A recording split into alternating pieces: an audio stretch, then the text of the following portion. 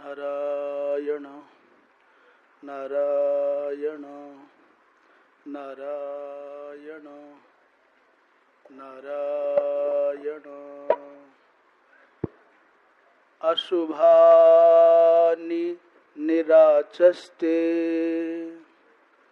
तनोति शुभ संततिं स्मृतिमात्रेण यत्पुंसां ब्रह्मतन् परमं विदुः।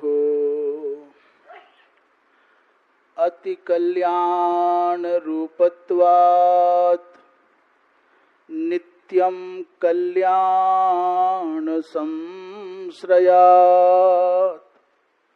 स्मर्तॄणां वरदत्वाच्च ब्रह्मतन् परमं विदुः। आब्रह्मलोकादाशेषादालोकालोकपर्वतात् ये वसन्ति द्विजा देवास्तेभ्यो नित्यं नमाम्यहम्। नमो गोभ्यः श्रीमतीभ्यः सौरभेभ्य एव च नमो ब्रह्मसुताभ्यश्च पवित्राभ्यो नमो नमः।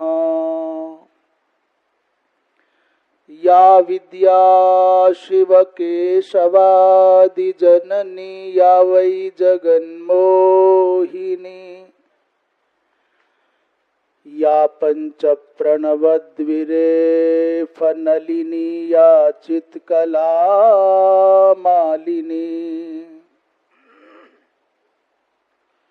या ब्रह्मादिपिपीलिकान्ततनुसुप्रोता जगत्साक्षिणी सा पायात् परदेवता भगवती श्रीराजराजेश्वरी।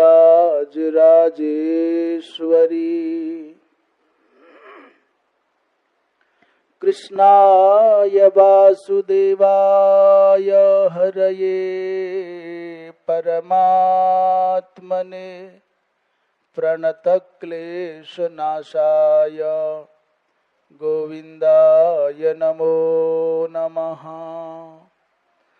रामाय रामभद्राय रामचन्द्राय वेधसे रघुनाथाय नाथाय सीतायाः पतये नमः। श्रीमन्नारायण नारायण नारायण श्रीमन्नारायण नारायण नारायण। भजमन नारायण नारायण नारायण भजमन नारायण नारायण नारायण। बोलो नारायण नारायण नारायण बोलो नारायण नारायण नारायण।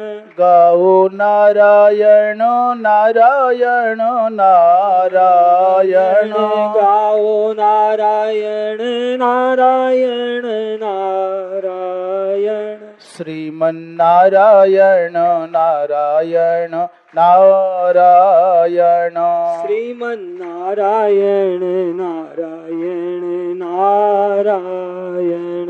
भजमन नारायण नारायण नारायण भजमन नारायण नारायण नारायण। लक्ष्मी नारायण नारायण नारायण लक्ष्मी नारायण नारायण नारायण बद्री नारायण नारायण नारायण बद्री नारायण नारायण नारायण श्रीमन्नारायण नारायण नारायण श्रीमन्नारायण नारायण नारायण भजमन नारायण नारायण नारायण भजमन नारायण नारायण नारायण बोलिए वृंदावन बिहारी लाल की जय धर्म की जय हो अधर्म का नाश हो प्राणियों में सद्भावना विश्व का कल्याण हो गो हत्या बंद हो गौ माता की जय हो परम पूज्य धर्म सम्राट स्वामी श्री करपात्री जी महाराज की जय हो अपने अपने सदगुरुदेव भगवान की जय हो श्री कृष्ण कन्हैया लाल की जय हो श्री राजा रामचंद्र भगवान की जय हो गंगा मैया की जय हो हर हर महादेव। सत्संग परिसर में विराजमान भगवत अनुग्रह विग्रह संत महानुभाव धर्मानुरागी सुधी श्रोता बंधु भक्ति स्वरूपा श्रद्धामयी मातृशक्ति गीता प्रेस प्रबंधन तंत्र का प्रामुख्य जिनको भगवत कृपा से प्राप्त है, ऐसे वयोवृद्ध ज्ञानवृद्ध और जिन्होंने अपने जीवन का अधिकांश भाग सच्चर्चा में सच्चिंतन में सदाचार पूर्वक व्यतीत किया, ऐसे अनुभव वृद्ध श्री केशुराम जी हमारे मध्य में विराजमान हैं। उन्हीं के समीप श्री ईश्वर पटवारी जी और श्री परीक्षित अग्रवाल जी विराजित हैं। अन्य सभी सुधी महानुभाव। प्रसंग चल रहा है महाभागवत अर्थात देवी पुराण।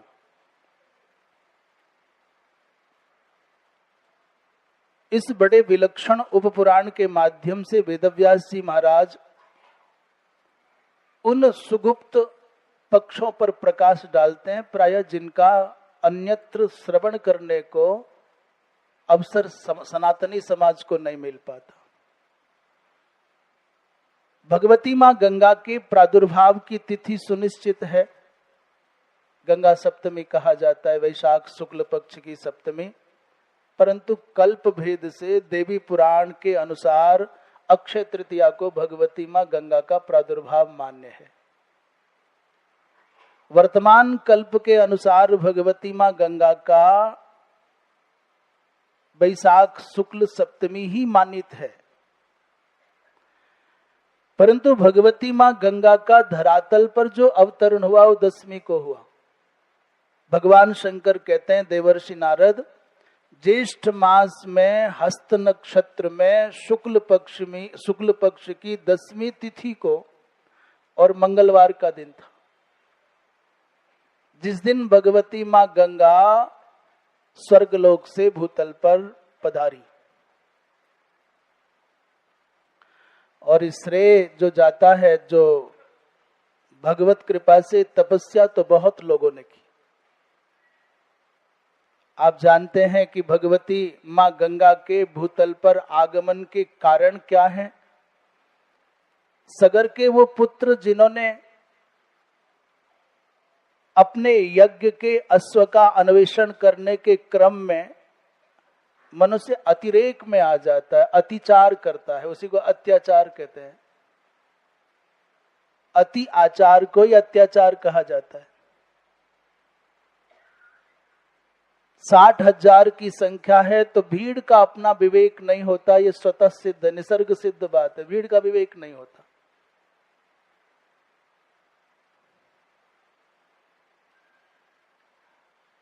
जब इंद्र के द्वारा अश्वमेध यज्ञ का अश्वहरण कर लिया गया तो उसके अन्वेषण के निमित्त सगर के 60,000 पुत्रों को लगा, रे हमारे रहते हमारा घोड़ा, हम इतने शक्तिशाली, इतने अधिक संख्या में, फिर भी हमारे यहाँ घटना घट गई, तो खोजने लगे। और खोजते खोजते कुछ और तो कर पाए न कर पाए, धरती को खोद डाला, पाताल तल तक पहुंच गए और एक स्थान पर अपने घोड़े को बंधा हुआ देखा। बड़ा सुरम्य वातावरण है, बड़ा अद्भुत। वहां की प्राकृतिक छटा को देख करके इनको प्रसन्नता नहीं हुई। अपने घोड़े को पा लिया इसकी भी प्रसन्नता नहीं है, पर घोड़ा यहां तक आया है और इसको कौन लाया है, इसको जानने की व्यग्रता में अमरस से भर गए। देखा तो एक स्थान पर भगवान कपिल नेत्र बंद करके बैठे, सिद्धा नाम कपिलो मुनि ही, भगवान के अवतार भी हैं, सांख्य शास्त्र के समुद्धारक भी हैं। उन कपिल भगवान का तिरस्कार करने चले। एक जगह तो ऐसा भी वर्णन आता है कि कपिल भगवान की शापाग्नि से दग्ध नहीं हुए, क्रोधाग्नि से दग्ध नहीं हुए। ऐसा नहीं हुआ कि कपिल भगवान ने शाप दिया हो तो जले हो, या क्रोध के मारे देखा हो तो जले हो। तो बोले एक निरपराध संत का अपमान किए तो स्वयं के द्वारा किए गए उस दुष्कृत से समुत्पन्न अग्नि में जल करके भस्म हुए। वो कहते हैं नहीं नहीं, भगवान कपिल तो करुणा की मूर्ति, उनको कोप कहां। पर ऐसा भी नहीं है कि कपिल भगवान के कोप का उल्लेख नहीं आता है। पर दोनों विषयों को रखते समय इस पक्ष में एक भाव का सौंदर्य विशेष है कि अपमान करोगे किसी का भी, उनका असंतुष्ट होना तो अमरश में भर जाना तो कौन बड़ी बात है। उनके द्वारा पलक उठाते ही नेत्राग्नि से जल करके भस्म होना कौन आश्चर्य की बात है। परंतु इस पक्ष में विचार करेंगे कि नहीं, वो अपने द्वारा किए गए निरपराध संत के प्रति जो अपराध है, उनका जो किया गया अपमान है, अपने ही द्वारा किए गए पाप की अग्नि में जल करके भस्म हुए, इसमें भाव का सौंदर्य विशेष है। ये पक्ष समाज में अनुशासन का संदेश देता है। ये जो पक्ष है, इस भाव के द्वारा समाज में संयम की प्रतिष्ठा बने, ऐसी संभावना झलकती है। अस्तु जो भी हुआ, 60,000 के 60,000 सगर के पुत्र महाराज उस स्थान पर भस्म की ढेरी बन गए। और इस घटना को घटे हुए भी लाखों वर्ष बीत गए, या ये मानिए कि लाखों कहने की आवश्यकता नहीं है, ये कहो कि बहुत समय बीत गया, अनंत वर्ष बीत गए, असंख्य वर्ष बीत गए। यज्ञ तो संपन्न हो गया अंशुमान के द्वारा लाए गए घोड़े के द्वारा, पर सगर ने अपने पौत्र को, सगर जी महाराज के पौत्र हैं अंशुमान, अर्थात सगर के पुत्र हैं असमंजस। असमंजस माने एक ऐसा व्यक्ति जो अनिर्णय की अवस्था में जीता है। पूर्व जन्म का कोई जातिस्मर योगी है सगर का ज्येष्ठ पुत्र, जिसका नाम असमंजस है।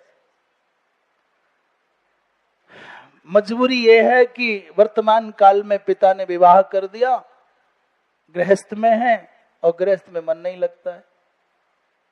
राजपुत्र हैं परंतु राजभवन अच्छा नहीं लगता। राजा होने का अवकाश है परंतु राजा होना नहीं है। वन अच्छा लगता है परंतु वन में जाने की परिस्थितियां नहीं है। इसलिए असमंजस माने अनिर्णय की अवस्था में जीने की वृत्ति, असमंजस वो है।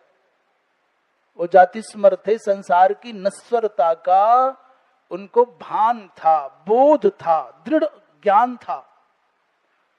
बहुत बार माता से कहा, पिता से कहा कि हम वन में जाएं तो सब सर्वथा दृढ़ता पूर्वक निषेध हो जाता। उन्होंने अपनी जान बचाने का रास्ता चुना। वो छोटे छोटे बच्चों को पकड़ते और किसी को कुआं में डाल देते, किसी को कहीं छुपा देते। धीरे धीरे धीरे धीरे समाज में उनके प्रति बड़ा अपयश का भाव आ गया। अरे तो बाल घाती है, बाल हत्यारा है। एक घटना, दो घटना तब तक तो सहन हुआ, जब सैकड़ों घटनाएं घटने लगी, मुखर होकर के लोग महाराज के पास आने लगे, भगवान ये तो बड़ा गड़बड़ हो गया। जिसको आप अपना उत्तराधिकारी माने हैं वो तो बाल हत्यारा है। दुखी होकर के सगर जी महाराज ने अपने पुत्र को राज्य से निष्कासित कर दिया, जाओ तुम तो रहने के योग्य नहीं हो। उस असमंजस ने अपने पिताजी के द्वारा निर्वासित होने पर, निष्कासित होने पर बड़ा आश्चर्यजनक एक ऐसा दृश्य दिखाया। सारे के सारे बालक उसने राज दरबार में बुला लिए, जिनको कहा गया था मार दिया, डुबा दिया, सारे बालक इकट्ठे करके ला दिए और भरी सभा में कहा, पिताजी मैंने किसी बालक के प्राण नहीं लिए, मैं बाल हत्यारा नहीं हूं, मैं पूर्व जन्म का योगी हूं, मुझको इस राज्य में मन नहीं लगता, राजभवन में मन नहीं लगता। अनेक अनेक जन्मों में मैंने ये सब करके थक गया, हार गया हूं। मैं वन में जाना चाहता था, आप जाने नहीं देते थे। मात्र वन में जाने की अनुमति मिले अथवा मेरे से आपका मोह टूट जाए, इसलिए अभिनय किया है। अब जो वन में जाने लगा, क्योंकि निर्वासित हूं, निष्कासित हूं, तो पूरी की पूरी प्रजा उनके पीछे पीछे चल रही है, रो रही है, आंसू गिरा रही है, महाराज आप न जाओ, आप न जाओ। इस संसार का भरोसा मत करना, इसको परिवर्तित होने में, बदलने में एक पल नहीं लगता। जो प्रजा, जो जनता, जो भीड़ जय जयकार करती है, पलक पावड़े बिछाती है, आपके लिए अपने हृदय के भावों को बिछा देती है, अब उसको थोड़ा असंतोष हो जाए तो वही थूथूकार करने में देर नहीं लगाती। ये जय जयकार को स्थायी मत मान लेना। अनेकों उदाहरण पौराणिक स्तरों पर आप जानते हैं, सुनते हैं। अरे बाबा कहां पुराणों में जाओगे, रोज घटती हैं घटनाएं। कभी जिनके दर्शन के लिए लाखों की संख्या में लालायित रहते थे, एक समय आया कि उनको चेहरा छुपाना भारी पड़ने लगा। समय को बदलते देर नहीं लगती। इसलिए वर्तमान काल की संप्राप्त प्रतिष्ठा को, प्रसिद्धि को, प्रशंसा को स्थायी मत मानना।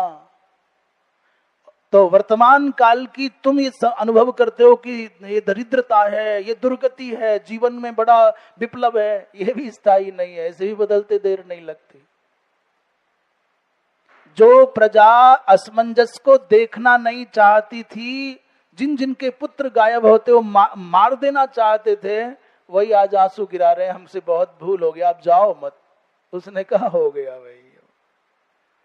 उन्हीं असमंजस के पुत्र का नाम है अंशुमान। अंशुमान अर्थात सगर के पौत्र, इन्हीं को राजा बनाया गया। और राजा बनने के साथ साथ एक कंधे पर गुरुतर दायित्व आ गया। सगर ने कहा, बेटा अब अपने पूर्वजों का उद्धार करना तेरे हाथ में है। अब हम तो निवृत्त हो गए, कैसे होगा उद्धार? तो कपिल भगवान से ही पता किया। भगवान कपिल ने कहा, भैया भगवती माँ गंगा धरती पर आए और भगवती माँ गंगा के जल का स्पर्श इनके इस भस्म को हो जाए तो सबका उद्धार हो जाएगा। अब बताओ, भगवती गंगा लाना कोई सरल है? स्वर्गलोक से लाना। राजा बनने का मतलब राज सुख भोगना नहीं था। सर पर मुकुट लगना माने, बड़े पद पर बैठना माने सुख भोगने का नहीं। ये बड़े कर्तव्यों के, बड़े बड़े दायित्वों के निर्वाह का भार है, ये उपहार नहीं। कोई समझे कि बड़ा पद मिलना ये बड़ा उपहार है, मैं कहता हूं ये बहुत बड़ा भार है। अधिकारों का सुख भोगने की वृत्ति मनुष्य के अंदर आएगी तो प्रमाद होंगे, विकार होंगे, और कर्तव्यों के पालन की निष्ठा रहेगी तो फिर अधिकार तो अपने आप उसके चरणों का चुंबन करेंगे। अंशुमान ने सुदीर्घ काल तक तप किया और तपस्या करते करते ही ये राजा बनना है। एक दिन सिंहासन पर अंशुमान नहीं बैठे अभिषेक की घटना के अलावा। वन में तप करने इसलिए गए कि हमको गंगा लाना है। एक पीढ़ी चली गई गंगा लाने के संकल्प के साथ। दूसरी पीढ़ी में अंशुमान के पुत्र हुए जिनका नाम है महाराज दिलीप। उन्होंने भी संभवतः कितना 30,000 वर्ष के लगभग तपस्या की।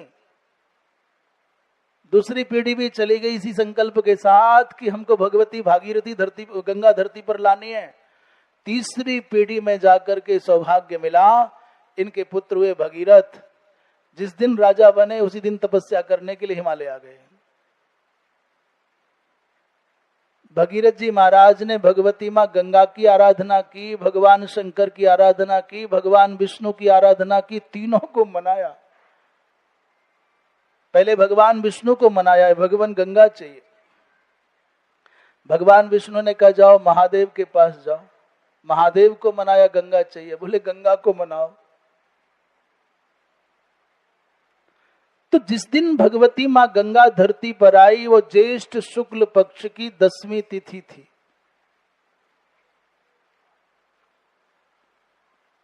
भगवती माँ गंगा को कहते हैं भगीरथ रथ खाता वच्छिन्न जल प्रवाह।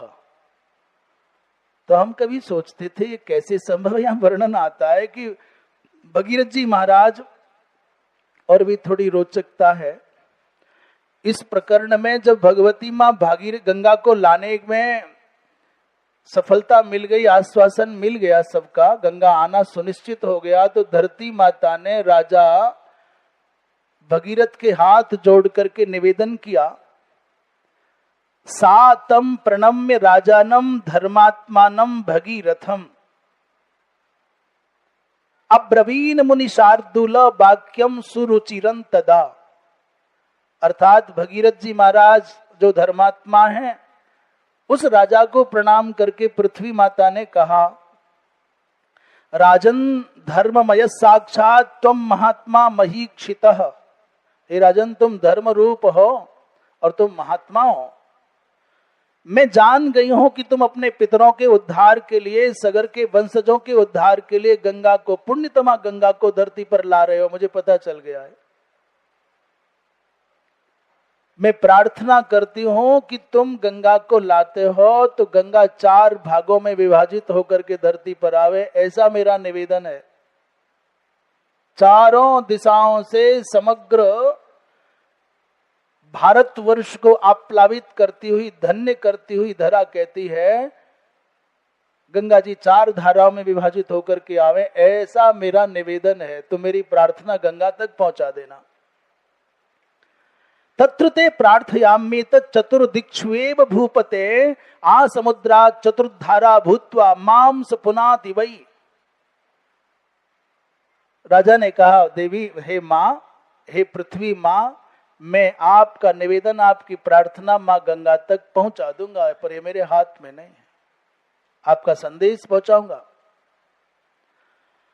भगवान शंकर कहते हैं, हे राजन, जब भगवती माँ गंगा से मिलन हुआ साक्षात भगीरथ का और वचनबद्धता हो गई, उस समय राजा ने दधमऊ महाशंखम युगांत जलदस्वनम, जब राजा ने शंख बजाया है तो उस शब्द को सुनकर के बैकुंठ नगर से भगवती माँ गंगा भगवान नारायण के चरण कमलों से निश्रित होकर के बाहर आ गई।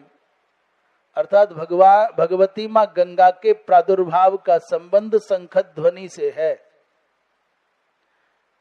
जब जब बाधा आई तब तब राजा ने शंख बजाया है और शंख ध्वनि का अनुकरण करती हुई गंगा आगे बढ़ी है।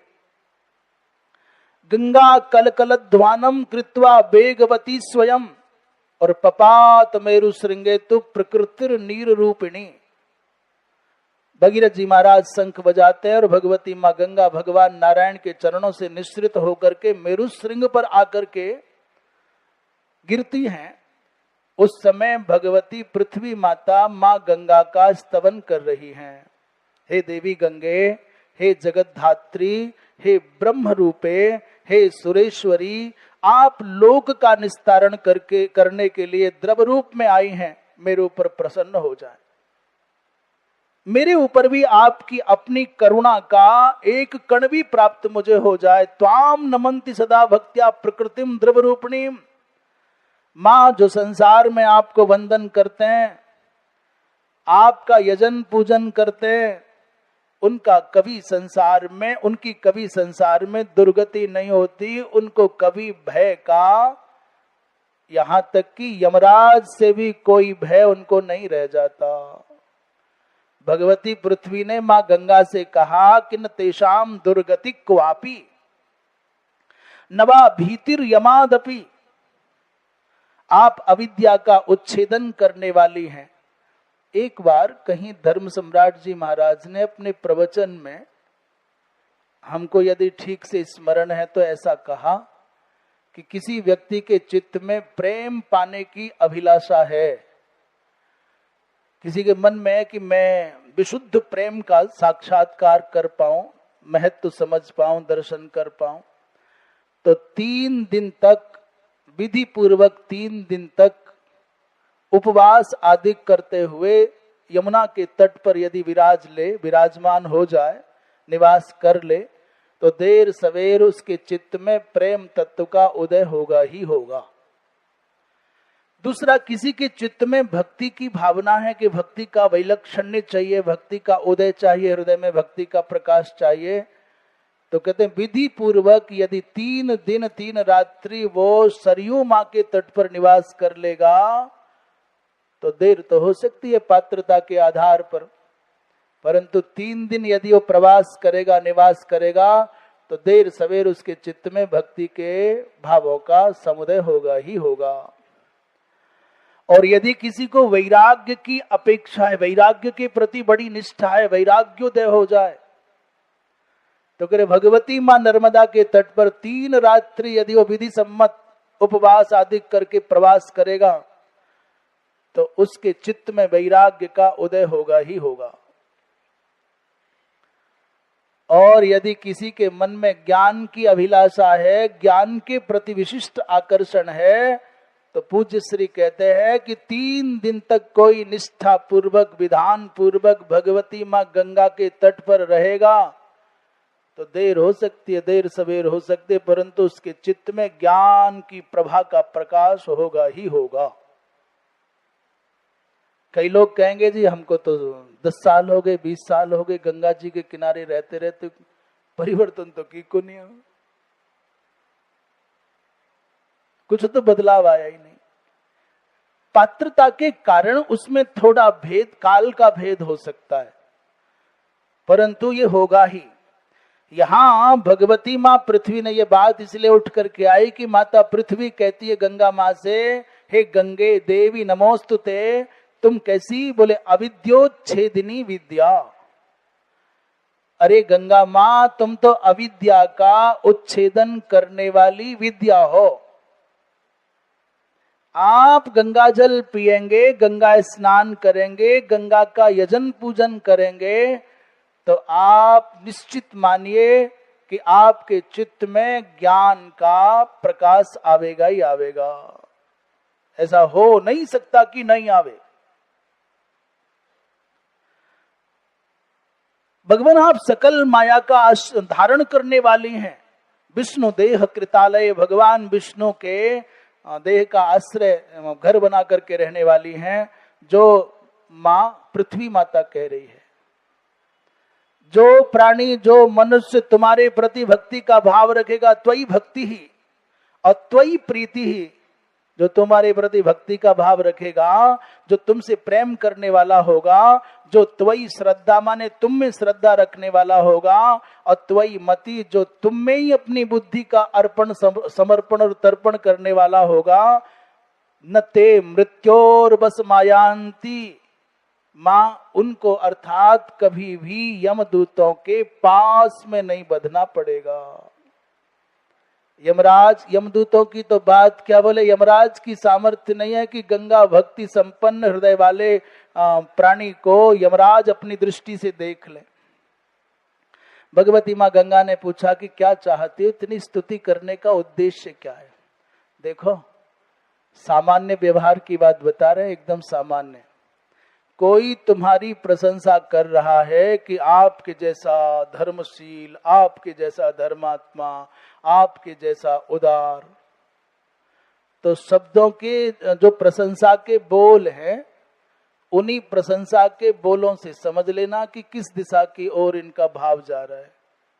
आपसे कुछ चाहते हैं वो,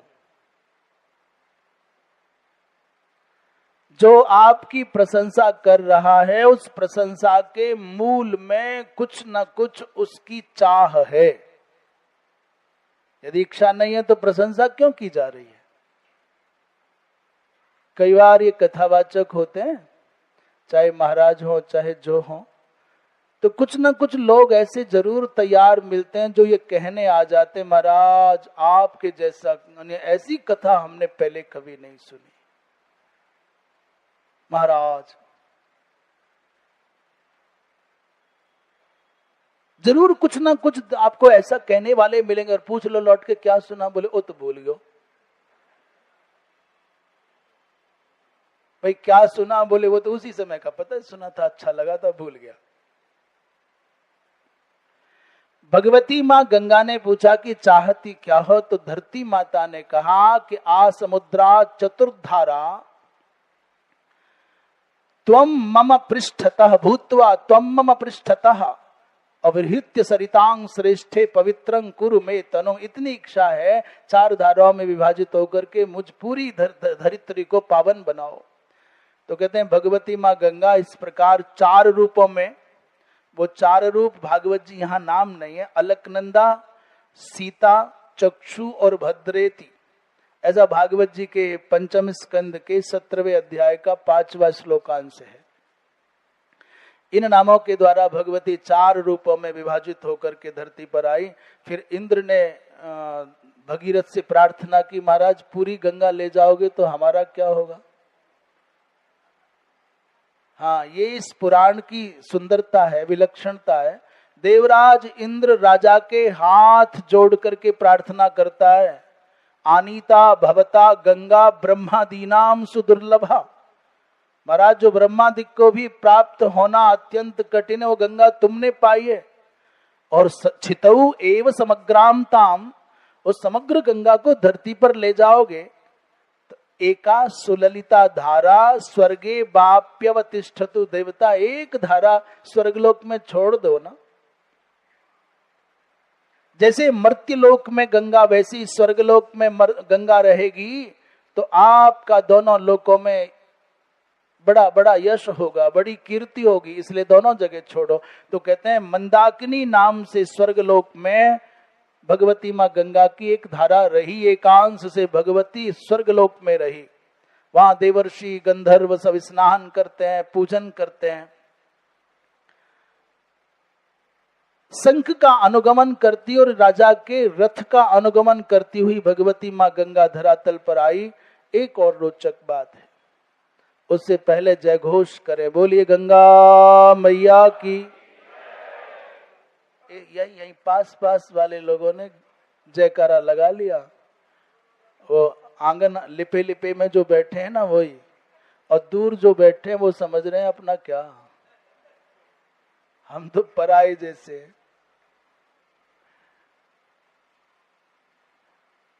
नहीं, केवल यहाँ 3 नंबर सत्संग भवन में जो बैठे हैं सत्संग परिसर में वही जय घोष करें।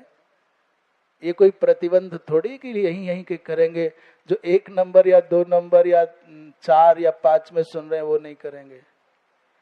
नहीं, जहां बैठे हो वहीं से करो। तुम गंगा जी का जय घोष करोगे, गंगा जी तुम्हारे लिए तैयार मिलेंगी। एक सामान्य किसान खेत में जो बीज बोता है, खेत लौटा करके उसी बीज को कई गुना अधिक करके लौटा देता है। गन्ना बोगे, छोटा सा टुकड़ा बड़ा करके पहुंचा देता है।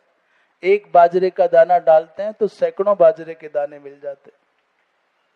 तो सामान्य खेत जब तुम्हारे द्वारा कुछ दिए जाने पर तुम्हारा ऋण लेकर के चुप नहीं बैठता, तो तुम देवत्व के निमित्त जो आस्था समर्पित करोगे तो देव सत्ता कैसे चुप बैठ जाएगी।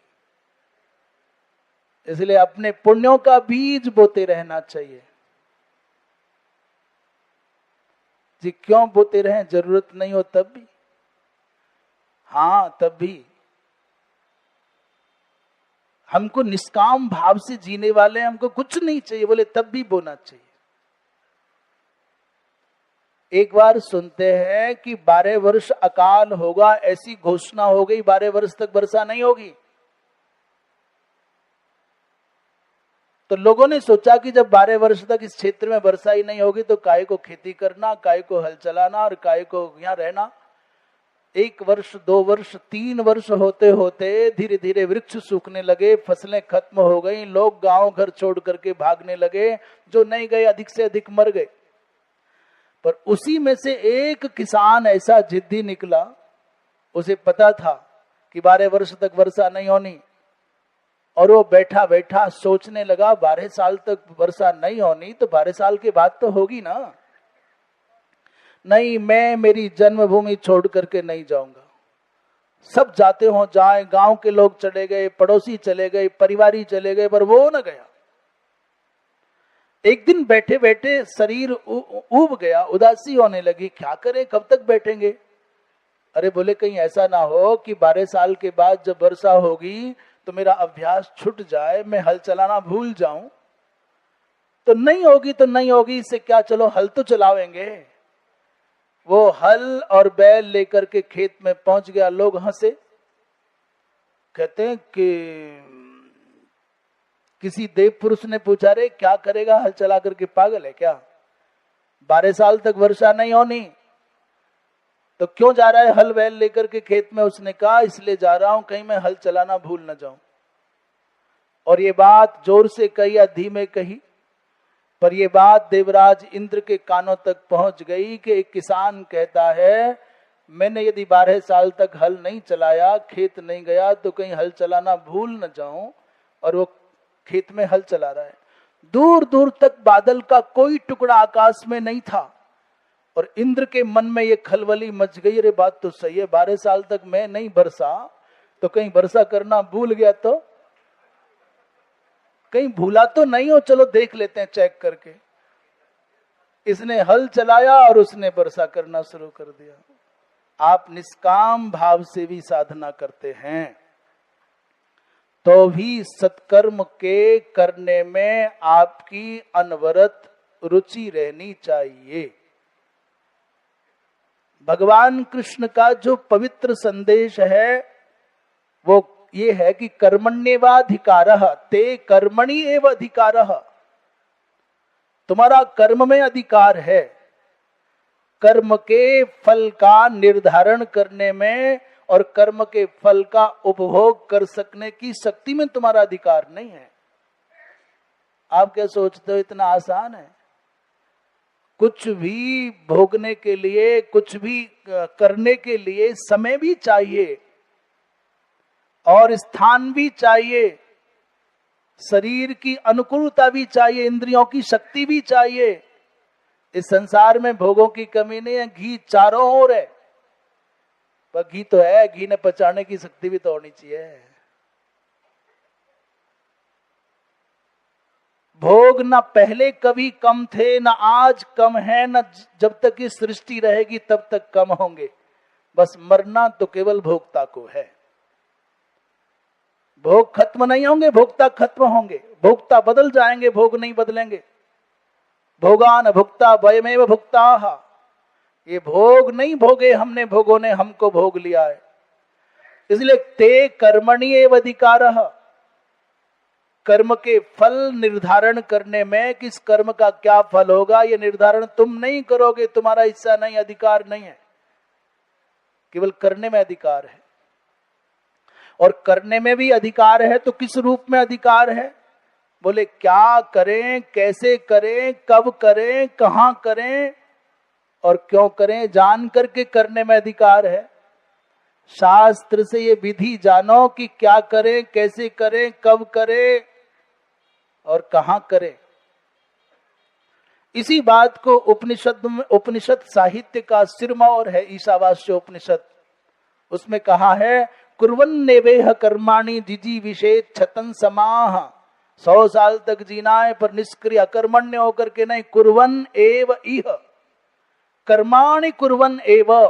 कौन से कर्म करने हैं? बोले शास्त्रोक्तानि कर्माणि कुर्वन एव। ये मनमाना नहीं, हम बारंबार कहते हैं और कहने की आदत है इसलिए कहते हैं, कोई सुने ना सुने, माने न माने, कोई माने या न माने, कहीं हम कहना ना भूल जाएं इसलिए कहते हैं।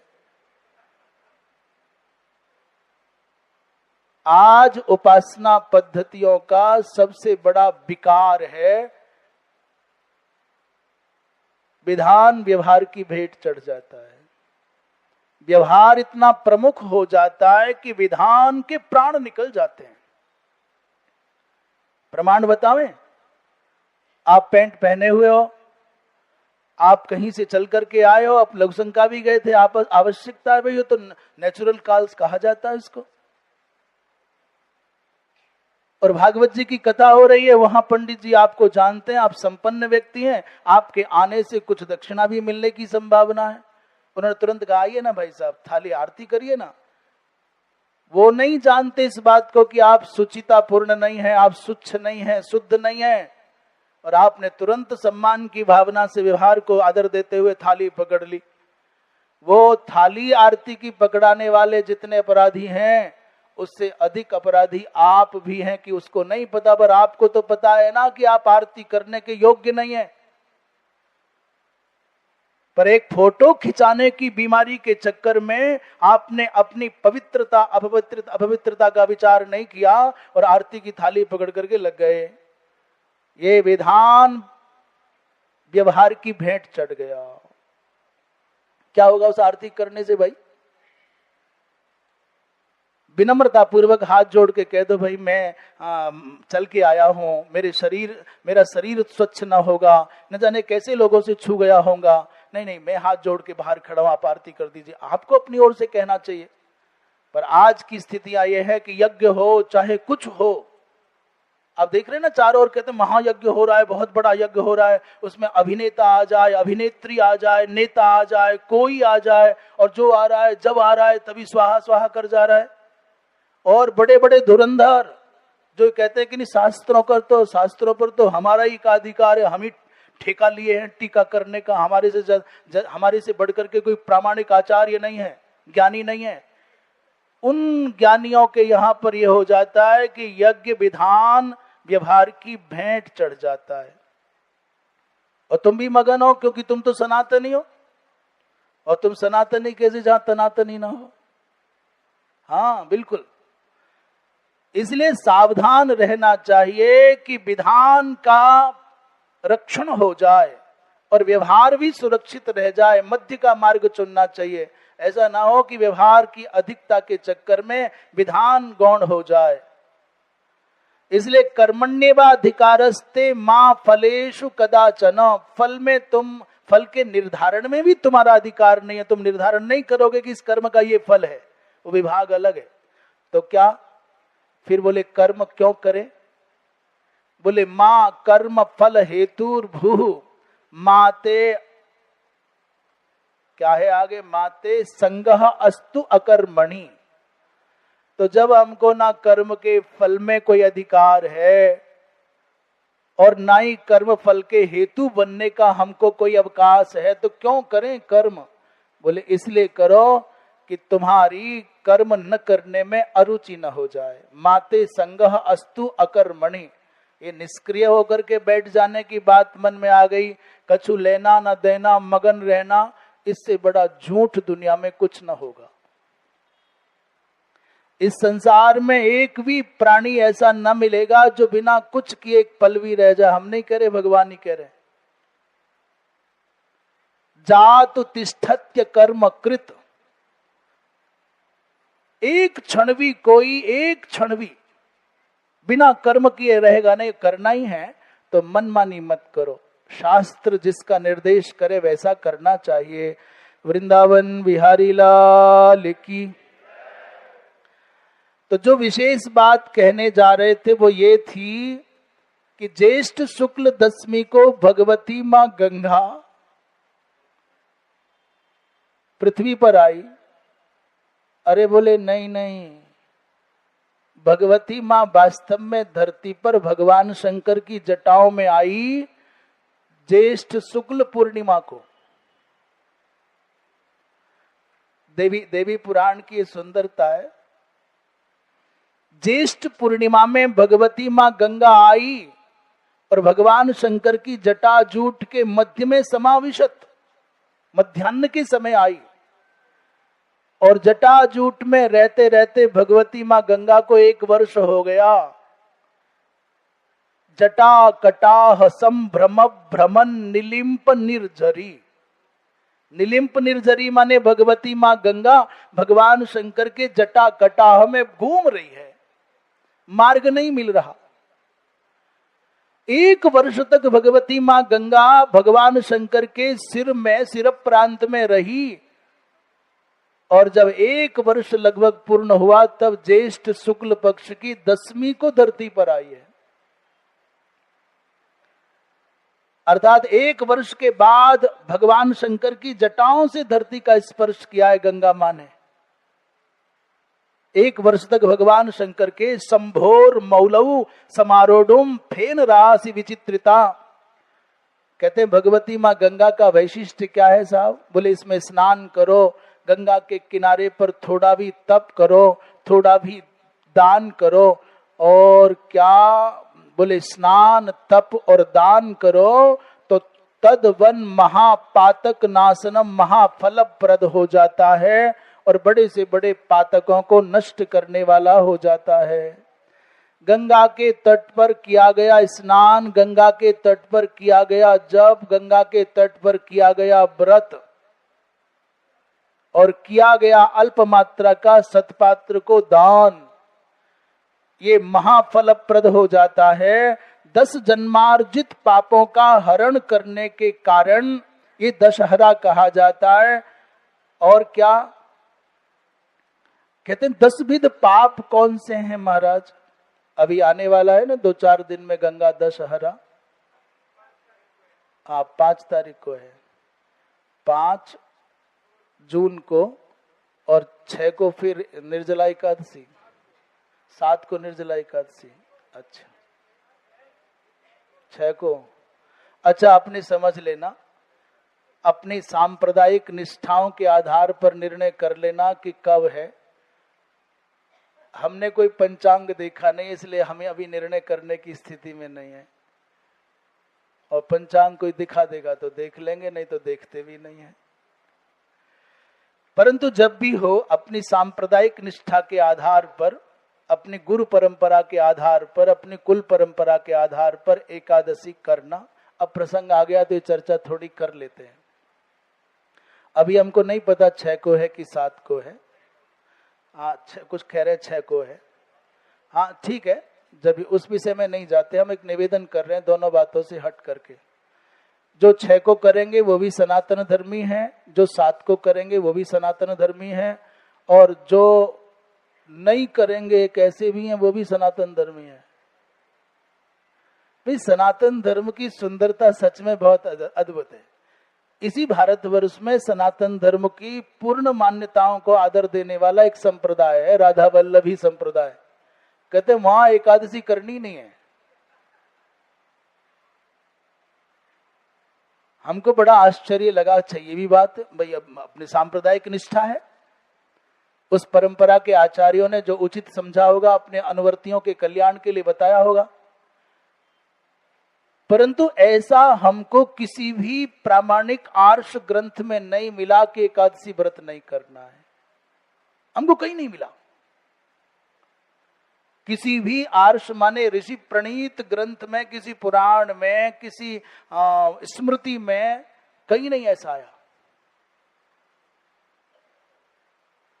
विहित का उल्लेख पर्याप्त माने कौन ऐसा पुराण होगा जहां चर्चा ना हो कि एकादशी करो एकादशी करो।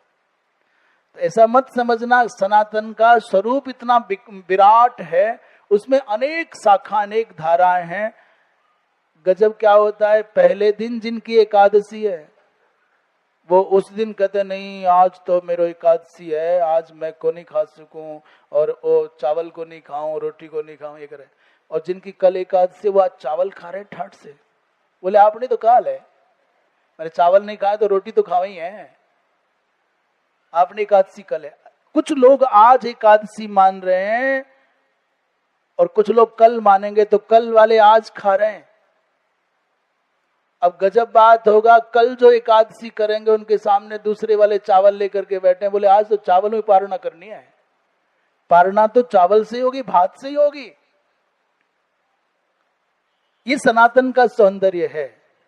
मैं कहता हूं पहले दिन करो या दूसरे दिन करो, करो तो सही। तुम तो इस भाव से करो कि एकादशी व्रत कर रहे हैं, बाकी हिसाब वहां है। मैं जो बीच की बात कहने जा रहा था, निवेदन कर रहा था, ध्यान से सुनने योग्य बात है।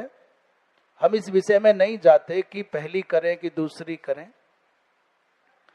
पर जिन लोगों को, जिन महानुभावों को पहली एकादशी करना है कुल परंपरा गुरु परंपरा के अनुसार, उनको इतनी सावधानी रखनी है कि दूसरे दिन तब तक व्रत की पारणा ना करें जब तक एकादशी का कालमान पंचांग के अनुसार चल रहा है।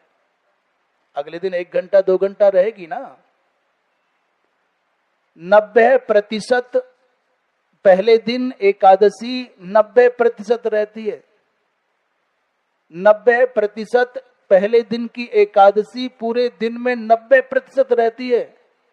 कहो 95% रहेगी, कहो 99% होगी, क्योंकि 10वीं विद्या के विचार है अरुणोदय काल का, इतनी घटिका, इतने काल का, और दूसरे दिन एकादशी का मान मिलता है बहुत थोड़ा सा। तो जिन्होंने पहले दिन एकादशी की है वो दूसरे दिन एकादशी की पारणा तब तक ना करें जब तक द्वादशी ना लग जाए। ये सावधानी बरतना। पहले बताओ बात समझ में आई कि नहीं आई? अगले दिन पता कर लो कि एकादशी कितने बजे तक लगी है, उसी के बाद फिर करो पारणा। अच्छा, अब दूसरे दिन जो एकादशी करने वाले हैं उनसे निवेदन, उनकी जिम्मेदारी ज्यादा है। जो दूसरे दिन एकादशी व्रत करते हैं उनकी जिम्मेदारी ज्यादा है। उनको ये ध्यान रखना चाहिए पंचांग के अनुसार कि एकादशी पहले दिन कितने बजे लग गई। यदि मानो सवेरे 8 बजे एकादशी लग गई 10वीं में, तो उस 8 बजे के बाद में यदि आप निष्ठावान हो तो फिर अन्न मत खाना, एकादशी तो लग गई। दूसरे दिन व्रत करना ये आपकी सांप्रदायिक निष्ठा है, ये कुल परंपरा या गुरु परंपरा है, करना चाहिए।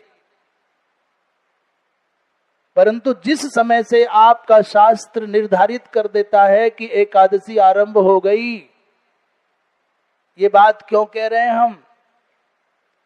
ये बात इसलिए कह रहे हैं कि हम सनातन धर्मी मात्र चर्म चक्षु नहीं होते, हम चमड़े की आंखों से देखने वाले मात्र नहीं हैं। हम सनातन धर्मी शास्त्र दृक् होते हैं, शास्त्र चक्षु होते हैं। शास्त्र जैसा दिखाता है हम वैसा देखते हैं। अच्छा बताओ, इन कृष्ण जन्माष्टमी कर रहे हैं और प्रायः कृष्ण जन्माष्टमी की रात्रि को आकाश मंडल में बादल होते हैं और प्रथा यह है कि चंद्रोदय हो जाए, चंद्र को अर्घ्य दो, तब जाके आप अपना व्रत खोलोगे, व्रत की पारणा करोगे। और बादलों के बीच में चंद्रमा कहां दर्शन देगा? तो हम इन नेत्रों से देखने पर विश्वास नहीं करते, शास्त्र जैसा कहते हैं दिखाते हैं उन पर विश्वास करते हैं। शास्त्र ने कहा, पंचांग ने कहा इतने बजे सूर्य चंद्रोदय है, तो उसी समय उसी दिशा में बिना दिखे चंद्र को भी अर्घ्य दो और व्रत की पारणा कर लो। ऐसा हमारे यहाँ नहीं होता कि भाई चंद्र नहीं दिखा है तो अगले दिन ही करेंगे। फिर मतलब समझ में आया कुछ क्या कह दिया? बताना क्या कहा, कोई बताओ। हाँ बिल्कुल समझ गए, सही। कहने की जरूरत नहीं है, समझ जाना ही पर्याप्त है। हम लोग ऐसे नहीं है कि नहीं दिखेगा तो नहीं करेंगे। हमारे तो शास्त्र ने कह दिया तो बस बात पूरी हो गई। तो कृपया दूसरे दिन एकादशी करना है तो करना चाहिए, आपके आचार्य कहते हैं, आपकी कुल परंपरा का विधान है। तो परंतु पहले दिन जितने बजे से एकादशी लग जाए उतने बजे से एकादशी व्रत के जो नियम हैं, जो पवित्रता विषयक नियम, उनका निर्वाह करने की भावना रखनी चाहिए। बाकी जैसा मन करे। जय जय वृंदावन बिहारी लाल की। और हाँ, यही बात है, बिल्कुल बिल्कुल। तो अभी क्या निर्जला एकादशी आ रही है, तो बाबा इतना निवेदन है कि करना अवश्य, पर बालक, वृद्ध और रोगी को छोड़ करके कह रहे हैं निर्जला करना चाहिए। इतना सुंदर, इतना शीतल, इतना पवित्र वातावरण भारतवर्ष में कहीं और मिलेगा कि नहीं मिलेगा, कहा नहीं जा सकता। और ये अवसर हाथ से चला गया तो ये अवसर लौट के नहीं आएगा। इसलिए इस एकादशी के द्वारा जो संभावित पुण्य प्राप्ति का अवसर है, जो पापों के क्षरण का पावन अवसर है, क्योंकि कहा जाता है अनशन से बढ़कर के कोई और पाप नाशन का उपाय नहीं है। भगवान नाम भी है, पर अनशन के साथ भगवान नाम करोगे तो और अधिक फलदायक हो जाएगा। जी भाई साहब कुछ कह रहे? अच्छा अच्छा अच्छा अच्छा।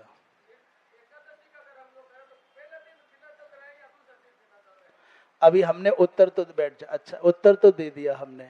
हम इस विषय में नहीं जानना चाहते कि पहली या दूसरी। हमें कहते हैं आपकी आचार्य परंपरा, जहां से आपकी दीक्षा हुई है, आपके गुरुदेव क्या करते हैं, आपकी कुल परंपरा, आपके पिता पितामह आदि क्या करते हैं, ये दो विकल्प है। यदि मान लीजिए हो कि दीक्षा नहीं हुई, पता नहीं गुरुजी करते हैं कि नहीं करते हैं, और हमारे परिवार में संस्कार है कि नहीं है, तो फिर एक मार्ग बचता है।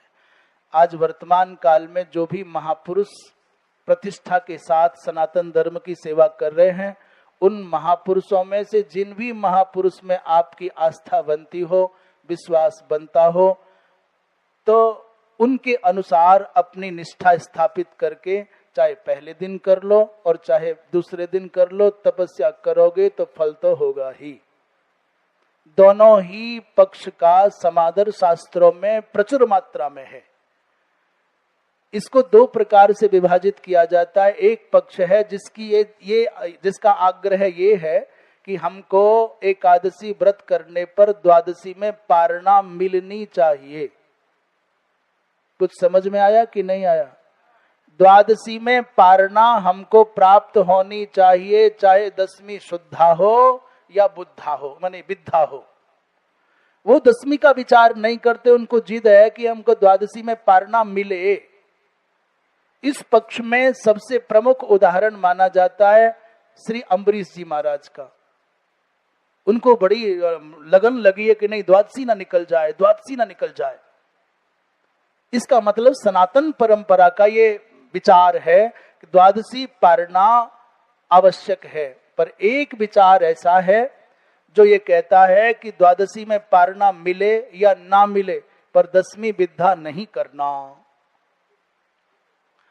तो एक विचार ऐसा है अनादिकाल से जो द्वादशी के पारणा को प्रमुखता देता है, प्रधानता देता है, और एक विचार ऐसा है जो दसवीं विद्या का बहुत प्रगाढ़ता से विचार करता है। यही भेद है, इसमें कोई और संघर्ष नहीं, विवाद नहीं है। जिनको दसवीं विद्या का विचार करना है वो बाद वाली एकादशी करते हैं, और जिनको द्वादशी पारणा का प्राधान्य अभीष्ट है वो पहली एकादशी करते हैं। यही भेद है मोटा मोटा।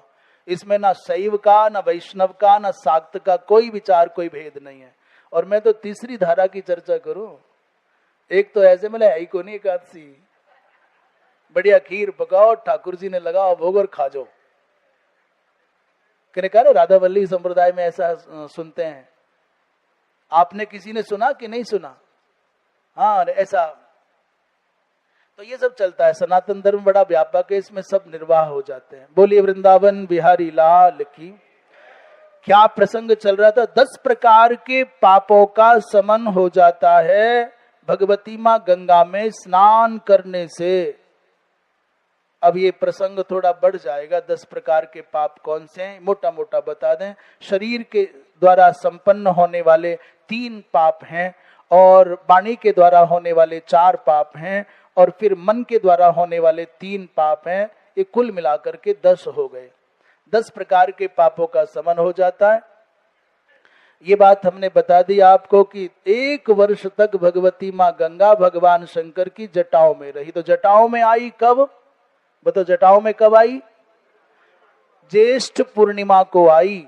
और जटाओं से निकल करके धरती पर कब आई? बोले 1 वर्ष के बाद में ज्येष्ठ शुक्ल पक्ष की 10वीं मंगलवार हस्त नक्षत्र में भगवती मां गंगा यहाँ आई। इसके लिए महाराज बड़ी प्रार्थनाएं करनी पड़ी। भगीरथ जी महाराज बहुत रोए। भोलेनाथ आप ही की आज्ञा से गंगा जी को वहां से लाए। दृष्टांत थोड़ा अटपटा सा है, पर दृष्टांत दृष्टांत होता। कहते हैं ना सामान्य भाषा में, आसमान से गिरे तो कहां अटक गए। अब मैं नहीं कह रहा भैया, मैंने कुछ नहीं कहा। लोग कल को कह देंगे भगवान शंकर की जटाओं को इन्होंने तो हजूर खजूर कह दिया। मैंने कुछ नहीं कहा।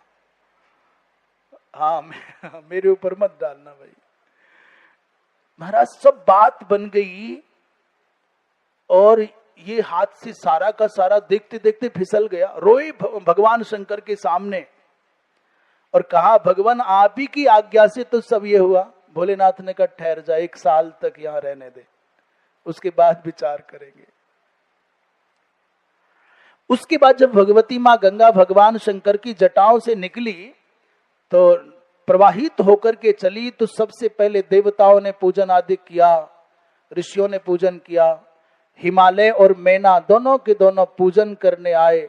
अपने माता पिता को देखा तो गंगा मां ने उनको पहले प्रणाम किया। श्रुत्वा मेना गिरीन्द्रश्च द्रष्टुम निकट माययौ। मेना और गिरीन्द्र माने हिमालय ने सुना कि हमारी ज्येष्ठ पुत्री गंगा स्वर्ग से भूतल पर आई है, तो देखने आए। तौ दृष्ट्वा पितरौ गंगा प्रणिपत्य सुरोत्तमा। भगवती मां गंगा ने अपने माता पिता को नमन किया और ताभ्याम संपूजिता तूर्णम पपात धरणी तले। हिमालय और मेना के द्वारा पूजित होकर के सम्मानित होकर के मां गंगा आगे बढ़ी है। बोलिए वृंदावन बिहारी लाल की। एक बड़ा विचित्र प्रसंग और है। चल करके वहां से ऋषिकेश आ गई और यहाँ से हरिद्वार पहुंचने लगी। तो हरिद्वार से पहले एक घाट है जिसका नाम है सप्त सरोवर घाट। सप्त सरोवर कहते हैं ना, कहते हैं सप्त सरोवर नाम क्यों पड़ा? सप्तधा कथम अभूत गंगा। उस समय जब भगवती मां भागीरथी गंगा हरिद्वार में आई तो वहां सप्त ऋषि यहीं बैठ करके अलग अलग कुटियां बना करके तपस्या करते थे। उन सप्तर्षियों ने देखा भगवती मां गंगा को, देव दुर्लभ गंगा धरती पर आ गई, तो अभ्यर्च्य वीक्ष्य सबने पूजन किया और सबने अलग अलग शंख बजाए। गंगा जी का शंख ध्वनि से बड़ा गहरा संबंध है, ये बात हमने पहले कही थी। जैसे ही सप्त स्थानों पर अलग अलग शंख बजे तो गंगा जी की 7 धाराएं बन गई और एक एक ऋषि के समीप होकर के बहने लग गई। दधमुस्तेपि महाशंखान, सबने शंख बजाए तो सप्त सप्तसु दिक्षु च। इस शंख की ध्वनि को सुनकर के भगवती मां गंगा की 7 धाराएं हो गईं। इसलिए भगवती मां गंगा के इस 7 भागों में विभाजित होने के कारण उस तीर्थ को सप्त सरोवर आदि कहने लग गए। इसके बाद भगवती मां गंगा चल करके प्रयाग में पहुंची। वहां यमुना जी और सरस्वती के साथ में संगम हुआ। कुछ लोग कहते हैं कि वहां केवल यमुना के साथ संगम होता है भगवती गंगा का, सरस्वती के साथ तो संगम नहीं होता। सरस्वती का प्रवाह तो स्वतंत्र कहीं दिखाई देता नहीं। फिर हम लौट के आ जाते हैं। अभी अभी हमने कहा कि सनातन धर्मावलंबी इन चर्म चक्षुओं पर भरोसा नहीं करते, विश्वास नहीं करते। ये क्या होते हैं सनातनी? हम सनातनी कौन है? बोले शास्त्र दृक् होते हैं, शास्त्र चक्षु होते हैं। यदि हम ये कहें कि इन आंखों से दिखेगी सरस्वती तभी मानेंगे, तो कभी उसका नाम त्रिवेणी नहीं पड़ेगा। आप इन नेत्रों से देखने के बाद ही स्वीकार करोगे तो वायु को कभी न सिद्ध कर पाओगे कि वायु होता है। आप नेत्रों के देखे पर ही विश्वास करोगे तो कभी सुगंधि का दर्शन न करा पाओगे। पुष्प में सुगंधि कैसी होती है, उसका रंग क्या है, उसका रूप क्या है, उसका आकार क्या है, क्या बताओगे? और छोड़ो पुष्पों की सुगंध, छोड़ो वायु का अस्तित्व, तुम ये न बता पाओगे कि मुझको भूख लगी है। क्या है भूख? दिखा दो। कहने मैंने तिस लगी है, प्यास लगी, बताओ कैसी है प्यास? दिखा। भूख न दिखा पाओगे, प्यास न दिखा पाओगे, और छोड़ो सब बातों को, अपने पिता को प्रमाणित करके न बता पाओगे यही मेरे पिता है। चले भगवान को सिद्ध करने, पहले अपने पिता को सिद्ध करके दिखा। जो नास्तिक कुतर्की भगवान के अस्तित्व पर संदेह करते हैं कि देखा ही नहीं तो कैसे माने, तो उनसे पूछ लिया जाए कि तुमने अपने पिता को देखा है क्या? कि हाँ देखा है ना। करे बता, प्रमाण दे कि यही तेरा पिता है। तो कहेगा इसमें तो मेरी माई प्रमाण है। जैसे पिता की सत्ता में केवल माता का वचन प्रमाण है, कोई और प्रमाण नहीं है, वहां वोटिंग नहीं चलेगी। सारी दुनिया एक और सत्य को साक्षी करके शपथ खा करके एक मां कहे कि बेटा यही तेरा पिता है, तो वही प्रमाण माना जाएगा। दुनिया ने आजकल के समय में तो डीएनए टेस्ट कराया जा सकता है। परंतु जैसे पिता की सत्ता में संसार नहीं, बहुमत नहीं,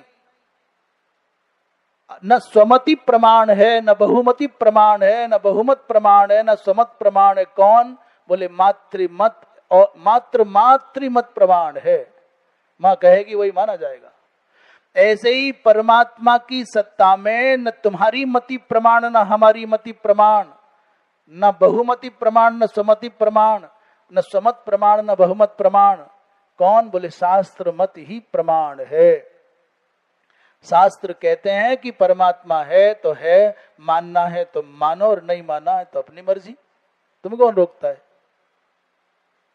या तो नास्तिकों को भी खूब जी भर के ठाठ से जीने और खाने का अधिकार है। उन्होंने कहा रे ऋण करके घी पी के जीना, बोले जियो। कौन रोकने आ रहा है? यावत जीवेत सुखम जीवेत। अच्छा,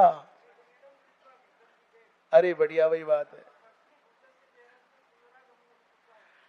ऋषिकेश की धरती को धन्य है। अब बताओ, अपने केवल नेत्रों पर विश्वास करोगे तो इनको कैसे पहचानोगे? हाँ, ये धरती धन्य है भाई। तो ये नास्तिकों के यहाँ क्या, चार्वाकों के यहाँ क्या? बोले जब तक जियो आनंद से जियो, यावत जीवेत। और हम लोग पक्कम पक्का किसी और मत को माने न माने, पर हम इस बारहस्पत्य माने चारवाक मत को जरूर मानते हैं। तो कहेंगे कैसे मानते हैं चारवाक मत को? बोले 99, अभी गलत हो जाएगा, हम क्या पता कितना, पर 90% लोगों के जीवन में कुछ ना कुछ कार्ड चलता है। गाड़ी काय पर ले ली? क्या बोलते हैं उसको? गाड़ी ले ली है जी, किस्तों पर ली है, EMI।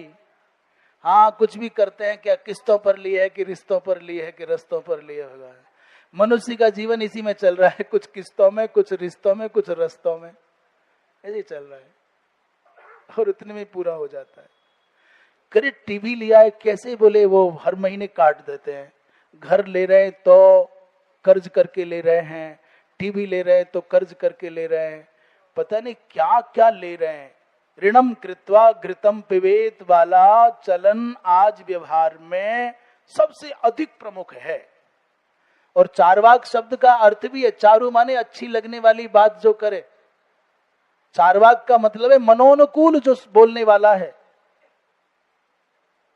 जो आपको अच्छा लगता है वैसी बात करने वाला हो, और उसके ऊपर धार्मिकता का लेवल लगा हो, और वो कह दे कि दीपक भर जला दो, तुमको अश्वमेध यज्ञ का फल मिलना है, और वो कह दे मेरे नहाए हुए दूध को पी लो, खीर खा लो, तुमको सतखंड भेज देंगे, तो लोग कह रहे इतना बढ़िया खीर भी मिली फ्री में और सतखंड में हमारा रिजर्वेशन भी हो गया, तो धार्मिकता के नाम पर कितना सुख हो गया।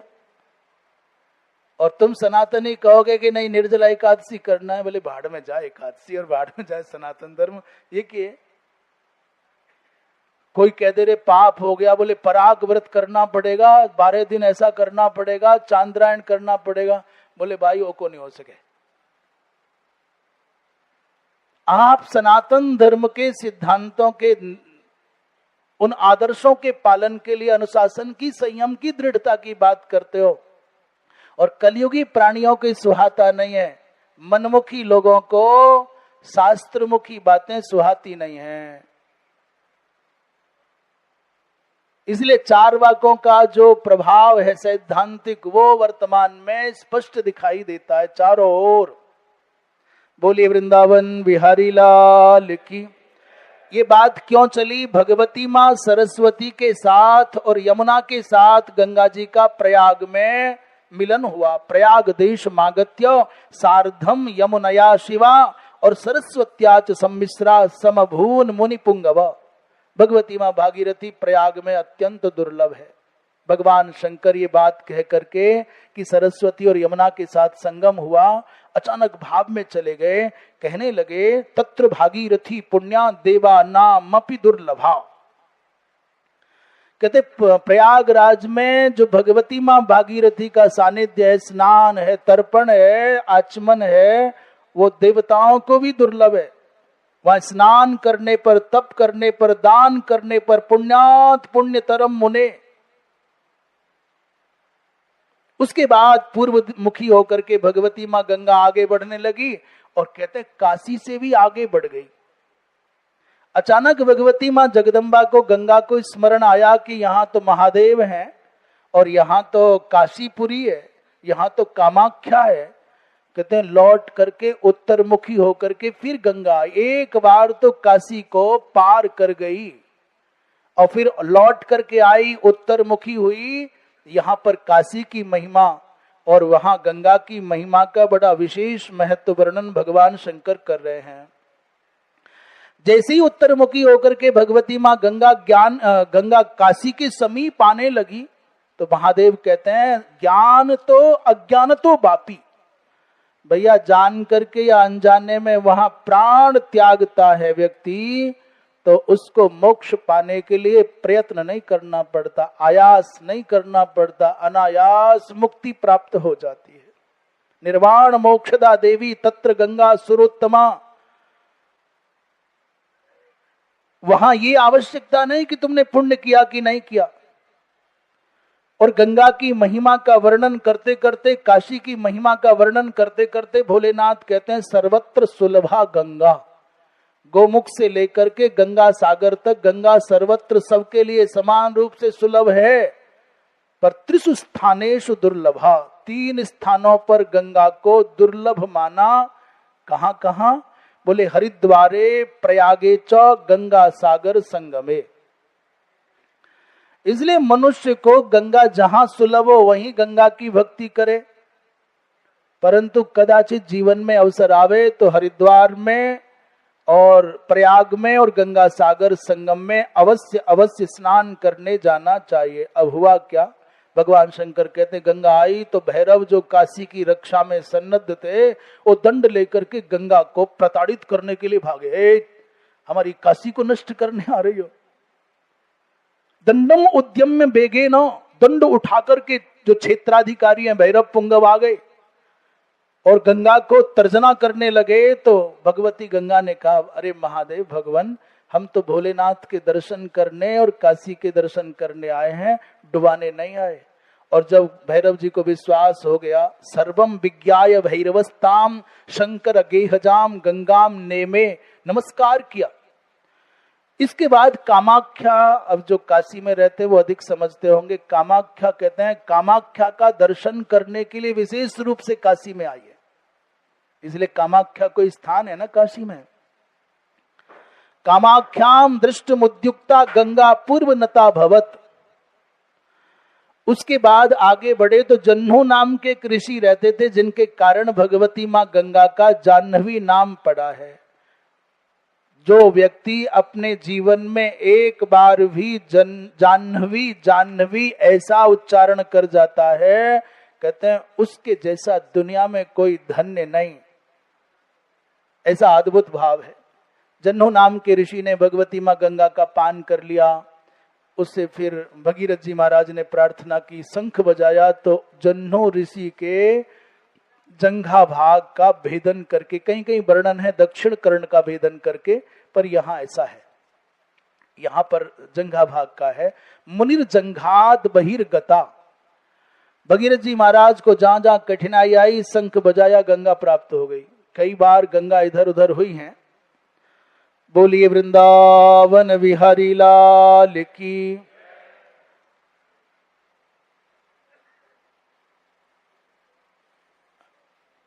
उसके बाद भगवान महादेव कहते हैं, हे ऋषिवर, हे नारद। उसके बाद भगवती मां गंगा गंगा सागर में पहुंची और वहां कपिल जी महाराज ने गंगा जी का पूजन किया है। आगताम लोक भाग्येन पाद्याद्यैहि समपूजयत। कपिल भगवान ने अपने आश्रम के समीप आई हुई भगवती मां गंगा का पाद्य, अर्घ्य, आचमनियम इत्यादि के द्वारा षोडशोपचार विधि से पूजन किया।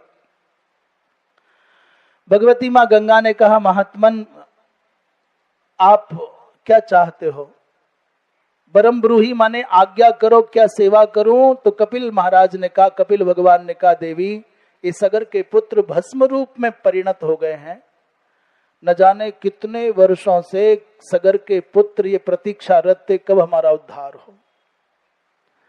सच में गंगा के जैसा कल्याण कारक, जीवोद्धारक इस सृष्टि में कोई और केंद्र नहीं है। मंदिर में जाओगे एक जगह जाना पड़ेगा, और बड़े बंधन है, कितने बजे आओ, उतने बजे आओ, ऐसे आओ, वैसे मत, वैसे ऐसे ना आओ, ऐसे आओ। और आजकल तो और भी गड़बड़ हो गई है। तुम पर ज्यादा पैसा है तो छोटी वाली लाइन में लग जाओ, और कम पैसा है तो लंबी लाइन में लग जाओ, और पैसा नहीं है तो मरने आए क्यों यहां? धक्का ही खाने हैं तो कहीं खाओ।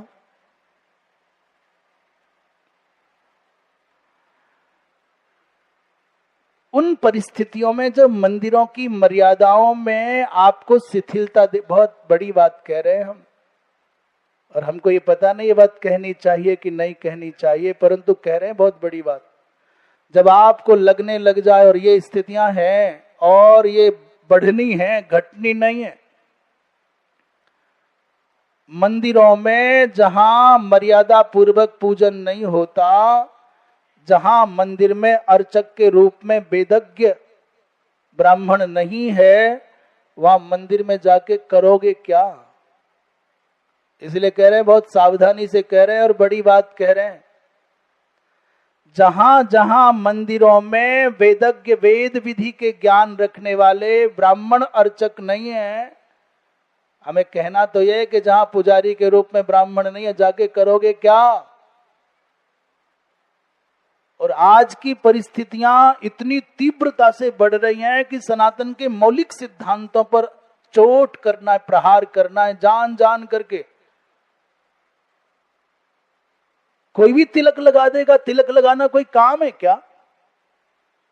कोई भी तुम्हारी पीठ पर थपकी मारेगा, थपकी मारना कोई काम है क्या?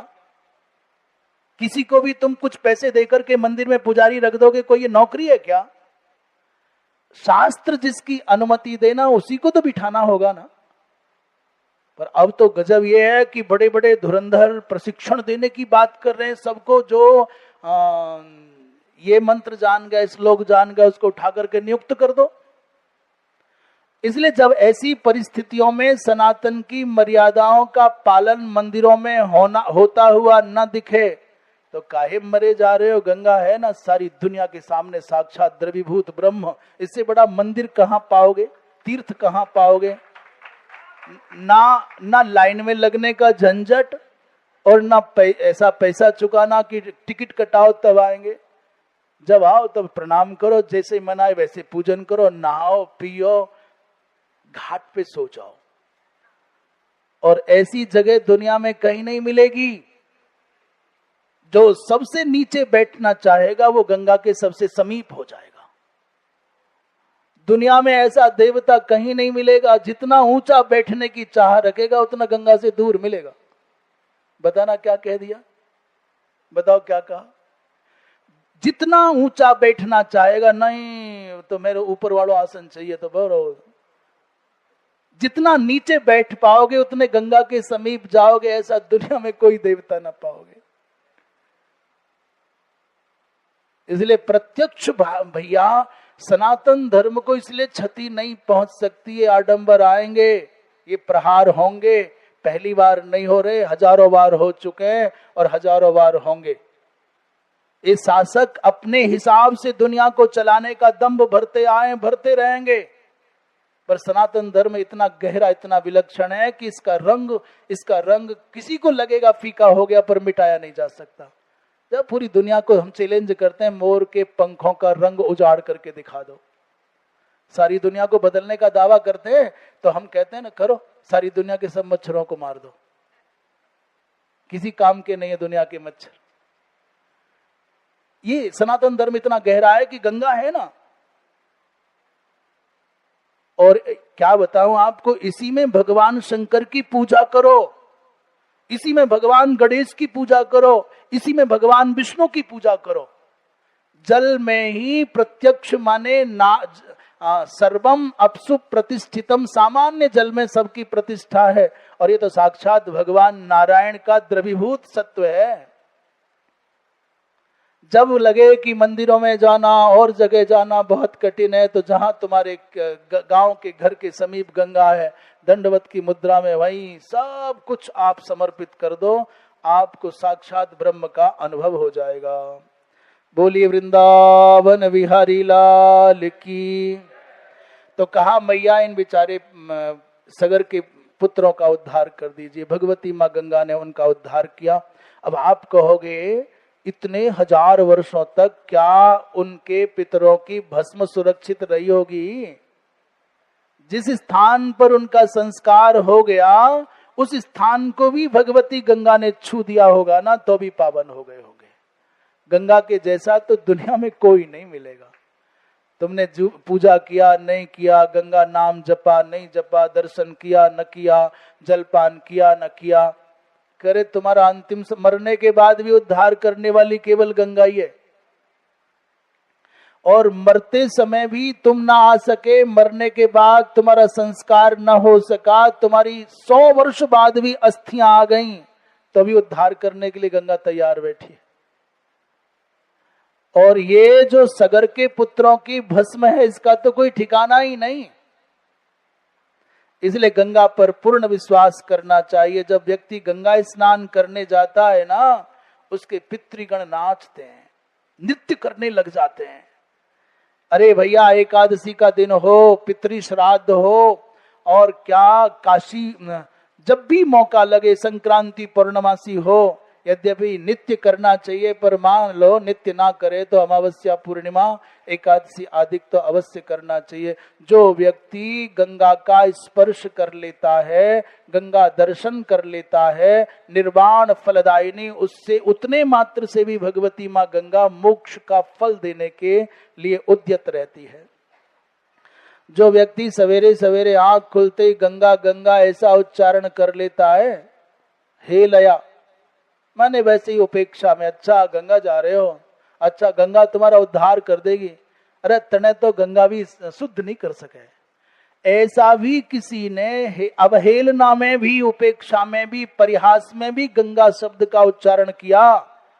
हेलयापि नरस्मरेत तो नतस्या शुभ भीतिस्तु, उसके जीवन में कभी अशुभ नहीं होगा, कभी भय नहीं होगा, चाहे तीनों लोकों में कहीं चला जाए। बोलिए गंगा मैया की। एक बहुत प्यारा श्लोक कह रहे हैं, गंगा माँ के 1000 नाम हैं, उन नामों में सबसे प्यारा नाम है गंगा। बोलो गंगा। गंगा माने गम गत्यर्थक धातु है, जो गति का प्रतीक है, जो प्रगति का प्रतीक है, जो सदगति का प्रतीक है, वो है गंगा। और गम ज्ञान का प्रतीक है। जितनी गत्यर्थक धातु हैं सब ज्ञानार्थक धातु हैं, सबकी सब। अधम जीव भी श्रेष्ठ है। अधमाधम प्राणी हो, दुनिया में सबसे अधिक निंदित हो, कहते हैं महापापी है वो तो। किसी किसी को लोग लगा देते ना, लेबल लगा देते, तमगा लगा देते हैं, अरे मां नीच है, भ्रष्ट है। कभी किसी मैया को, किसी भैया को लोग ऐसा बोलते हैं। मैं बड़े निवेदन के साथ में, बड़ी विनम्रता के साथ कहूं, अधम से अधम प्राणी भी तब तक अधम है जब तक वो उठ करके खड़ा नहीं होना चाह रहा है। जिस दिन वो किसी देवत्व का आलंबन करके भगवान की ओर उन्मुख हो गया ना, तो तुम जितने भी बुरा बुरा कहने वाले हो सब पड़े रह जाओगे और सबसे आगे खड़ा पाया जाएगा। जिस दिन उठ के खड़ा हो गया, अवलो नसानी अवना नसे हो, ये व्रत उसके मन में जागृत हो गया, आप जहां पड़े थे वहीं पड़े मिलोगे और सबसे ऊपर, सबसे ऊंचा, सबसे आगे खड़ा पाया जाएगा। फिर कहोगे वो तो घर यहीं हो, ये तो ऐसे ही था, वहां कैसे पहुंच गया? कह रहे अधम जीव भी श्रेष्ठ है। कौन? बोले गंगा। गंगा गात, जो गंगा गंगा ऐसा उच्चारण करता है, बोलो गंगा। और श्रेष्ठ मनुज भी नीच है। और कितना भी श्रेष्ठ हो दुनिया में के बहुत बड़ी जाति में, बहुत बड़े उच्च कुल में उत्पन्न हुआ, गंगा का स्मरण नहीं करता तो वो नीच है। यदि गंगा विसरात, तो ये दोहा कहां से आया? बोले 72वें अध्याय का 14वां श्लोक है। कहते हैं नीचोपी कथित श्रेष्ठो गंगा स्मृति परायणः। गंगा की स्मृति में जो निरत रहता है वो नीच होने पर भी श्रेष्ठ माना जाता है। और प्रोक्त तनुत्तमो नीचो गंगा स्मृति परांगमुखः, जो अनुत्तम भी हो अर्थात श्रेष्ठ भी हो, पर वो भगवती गंगा का स्मरण नहीं करता, तो समाज की तथा कथित श्रेष्ठता की श्रेणी में खड़ा वो व्यक्ति भी महानिंद्य है। आपके जीवन में बहुत कुछ हो जाता है, पता नहीं चलता। कभी झूठ बोल दिया, कभी पुरुष के जीवन में दुर्योग से परदाराभिमर्शन का दोष लग गया।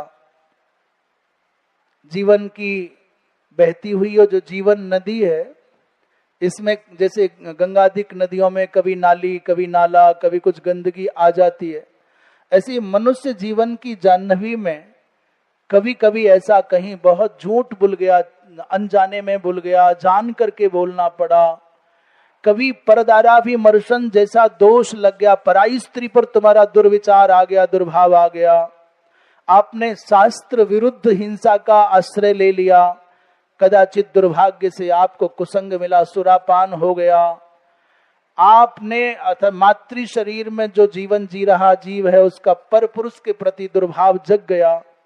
और भी जो कोई दुरित हो गए, कहते हैं भगवती मां गंगा का श्रद्धा पूर्वक नामस्मरण करने मात्र से वो पाप जल करके भस्म हो जाते हैं। करे महाराज फिर तो आनंद आ गए। आप पाप मिटाने की बात कर रहे हो, कथा सुना रहे हो कि पाप करने के लिए प्रोत्साहित कर रहे हो? बोले कर लो जी भर के जितना करना है ना गंगा। महाराज कोई प्रमाण है आपके पास में कि गंगा कहने से पाप कट जाते हैं? कोई प्रमाण है? तो हम पूछते हैं कि तुम्हारे पास कोई प्रमाण है कि ये पाप होते हैं?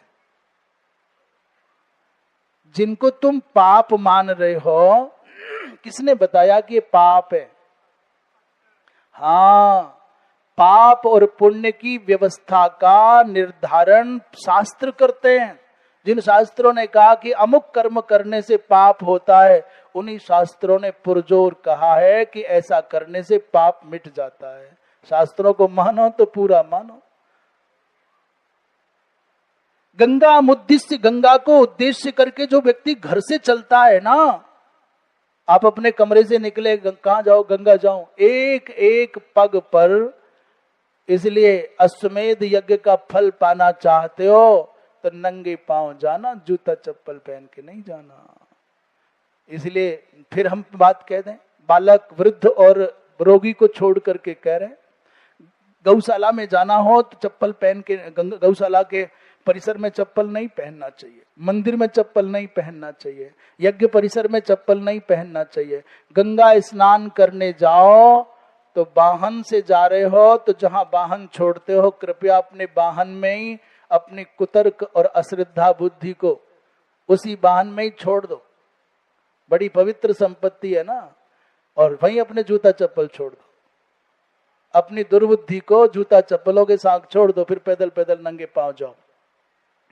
हाँ, तो पदे पदे अश्वमेधा, कहते हैं पितर नृत्य करने लग जाते हैं, गंगा नहाने जा रहा है, पापानी प्रलयायन्ते प्रपलायन्ते, और पाप तुम्हारे शरीर का परित्याग करके भागने लग जाते हैं। अरे कृतज्ञ है, पहले इसने हमको जन्म दिया और अब ये गंगा स्नान करके हमको मार देगा, महाकृतज्ञ है।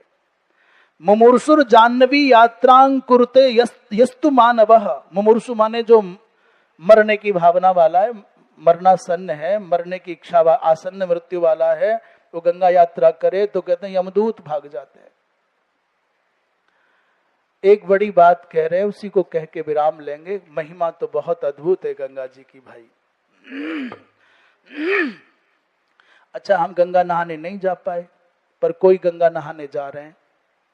हमारे गांव से होकर के रास्ता है, हमारे घर के सामने से रास्ता है, नहीं है हमारा गांव रास्ते में, नहीं है हमारा घर, हम गांव से चल करके इसलिए जा रहे हैं, जो गंगा नहाने जाएंगे गर्मियों में उनको बड़ी परेशानी होती है, पीने का पानी नहीं है, हम मीठा पानी पिलाएंगे, बैठने की छांव बनाएंगे, उनके लिए कह रहे हैं गंगा मुद्दिश्य गच्छन्तम पथि भाग्यात उपस्थितम, गंगा नहाने जा रहे हैं और सौभाग्य से तुमको उनका आतिथ्य करने का पुण्य मिल गया, तो कहते हैं गो गंगा जो नहाएगा उसका फल तो वो जाने, पर तुमको तो बिना गंगा नहाए भी गंगा नहाने के द्वारा जितना पुण्य मिलना है उससे भी अधिक पुण्य की प्राप्ति हो जाएगी।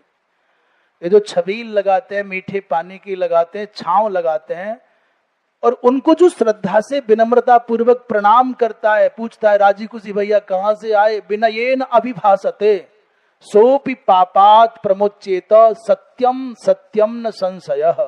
भगवान शंकर कह रहे नारद, नहीं लगा पाए पानी की छबील, नहीं कर पाए छांव, नहीं स्थान दे पाए बैठने का, नहीं कर पाए आतिथ्य, तो पूछ लिया ना भैया कहां से आए, कैसे हो भाई, बड़े अच्छा लग, मीठी मीठी बात भी कर लिया आपने, उनके साथ संवाद भी कर लिया, तो सत्य बोलता हूं। 2 बार भगवान ने कहा है, क्या कहते हैं, द्विबद्धम सुबद्धम भवति, वो जो 2 बार बांधा जाता है सुबद्ध हो जाता है। 2 बार कहा जाना माने ये दृढ़ता के लिए है। और जो मोह पूर्वक अभागा पापात्मा इन गंगा स्नान करने वालों का तिरस्कार करता है, अनादर करता है, वो 14 इंद्रों के रहने वाले समय तक घोर नरक में पड़ता है। गंगा स्नान करने वालों का कभी निरादर नहीं करना, उनका कभी उपहास नहीं उड़ाना। आपसे जीवन में कोई दोष भी हो गए हैं, आपने कहीं कुआं बनाया, तालाब बनाया, कहीं घाट बनाया, एक घाट बना देते हैं ना, किसी का पैसा लगता है, कपड़ा बदलने का स्थान कहते हैं, आपके द्वारा कुआं बनाया, बापी बनाई, तड़ाग बनाया, गंगा स्नान करने जाने वालों को वहां स्नान करने का अवसर मिला, 2 पल रहने का अवसर मिला, ये जो सुविधाएं अनुकूलताएं मिली, उनको अनुकूलताओं को देने वालों के बारे में कह रहे हैं तस्य भाग्यम महत्तरम, उनसे बढ़कर के और भाग्यशाली कौन होगा। एक और सेवा है बड़ी गजब की, लोग नहाने जा रहे हैं, असक्त हो गए, नहीं चल पा रहे हैं, और आपने कहा बाबा आओ ना, मैं मेरी गाड़ी पर बैठ जाओ, मैं छोड़ देता हूं। सनातन धर्म कितना सूक्ष्म, कितना व्यावहारिक। कहते हैं जो व्यक्ति स्नान करने जा रहा है, अशक्त हो गया जाने में गंगा, तो यानई ही प्रस्थापयेत वत्स, जो अपने साधन वाहन से उनको गंगा पहुंचा देता है, भोलेनाथ कहते हैं तस्य पुण्यम निबोध में, उसका पुण्य मुझसे सुन लो। नारद जी ने कहा महाराज क्या पुण्य होगा। बोले पितर परमाम प्रीतिम प्राप्नुवंती च शाश्वतीम, उसके पितृगण परम प्रीति को प्राप्त करते हैं। और कैसी प्रीति? बोले शाश्वत प्रीति। श्राद्ध आदि करने पर जो पुण्य, जो सुख मिलता होगा पितरों को, वो किसी को गंगा स्नान के लिए पहुंचाने मात्र से हो जाता है। गंगा का दर्शन करो, गंगा का स्नान करो। एक बड़ी सुंदर कथा है जिसकी चर्चा अब कल करेंगे। श्रीमन नारायण नारायण नारायण श्रीमन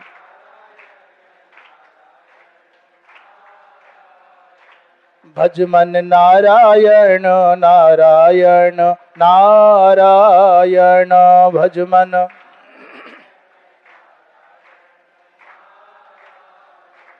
बोलो नारायण नारायण नारायण।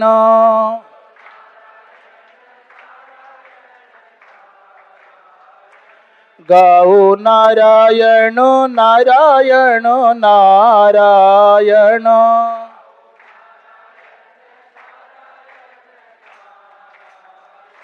श्रीमन नारायण नारायण नारायण।